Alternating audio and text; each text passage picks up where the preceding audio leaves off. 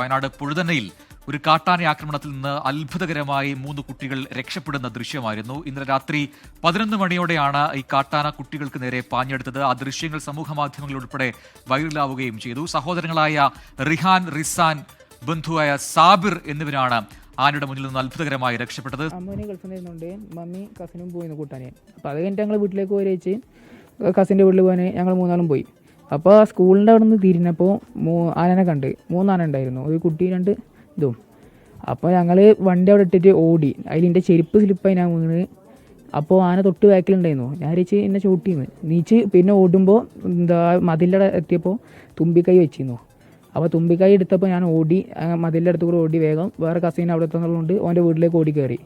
അവിടെ കയറി ഞങ്ങൾ ഇതാക്കി. ആന തിരിച്ചു വന്നു. കുറച്ച് കഴിഞ്ഞിട്ട് ഞങ്ങളടുത്ത ലൈറ്റ് ഉണ്ടപ്പോൾ ആന പാഞ്ഞ് വന്ന്.